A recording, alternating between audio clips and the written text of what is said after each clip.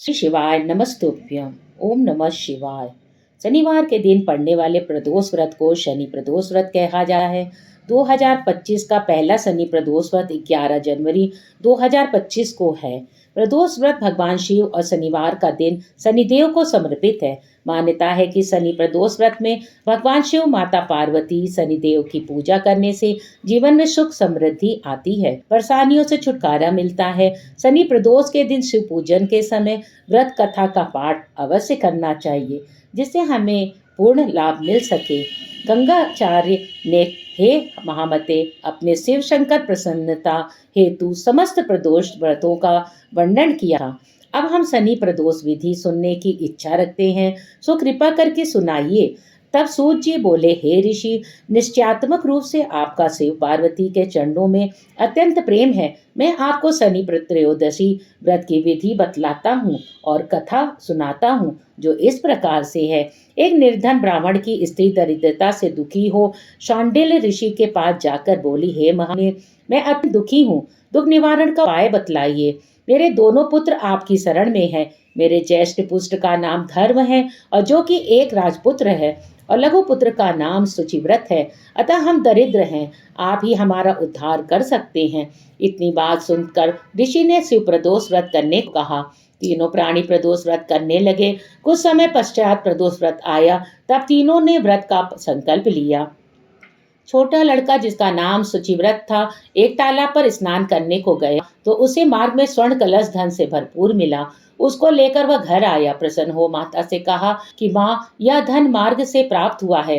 माता ने धन देखकर शिव महिमा का वर्णन किया। राजपुत्र को अपने पास बुलाकर बोली, देखो पुत्र, यह धन हमें शिव जी की कृपा से प्राप्त हुआ है, अतः प्रसाद के रूप में दोनों पुत्र आधा आधा बांट लो। माता का वचन सुन राजपुत ने शिव पार्वती का ध्यान किया और बोला, पूज्य, यह धन आपके पुत्र का ही है, माँ इसका अधिकारी नहीं हूँ। मुझे शंकर भगवान और माता पार्वती जब देंगे तब लूंगा। इतना कहकर वह राजपुत्र शंकर जी की पूजा में लग गया।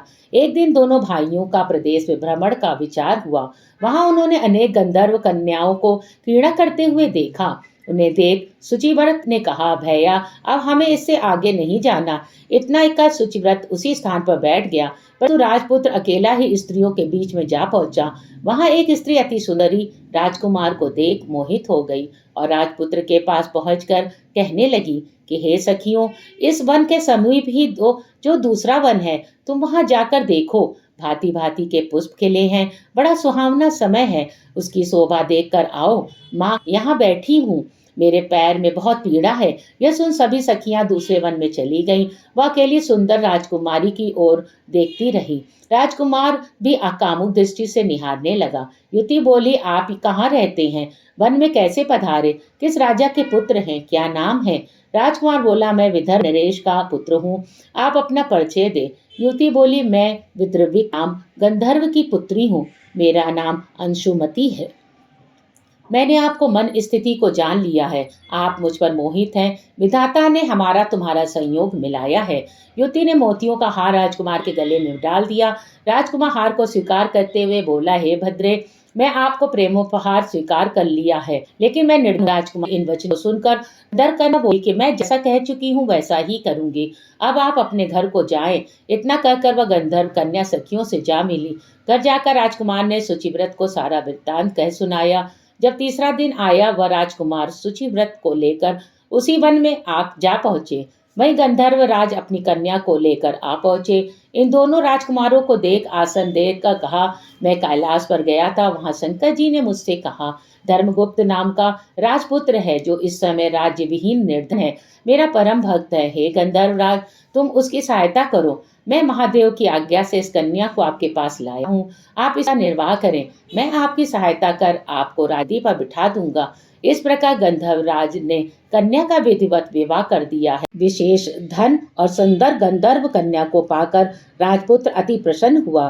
भगवत कृपा से वह समयोपरांत अपने शत्रुओं का दमन करके राज्य का सुख भोगने लगा। शनि प्रदोष के दिन भगवान शिव के साथ शनिदेव की भी पूजा आराधना करनी चाहिए और शनिदेव की कृपा में ही है। शनिदेव को न्याय का देवता माना जाता है। इस व्रत में शनिदेव प्रसन्न होते हैं और उनका आशीर्वाद मिलता है। पिछले जन्मों के बुरे कर्मों का प्रायश्चित हो जाता है और हिंदू धर्म में कर्मफल का सिद्धांत महत्वपूर्ण है। इस व्रत से पिछले जन्मों के बुरे कर्मों का प्रायश्चित भी मिलता है। भगवान की शिव की कृपा मिलती है हमें। तो आपने हमारे चैनल को अगर अभी तक सब्सक्राइब नहीं किया है तो लाइक और सब्सक्राइब कर दें। धन्यवाद।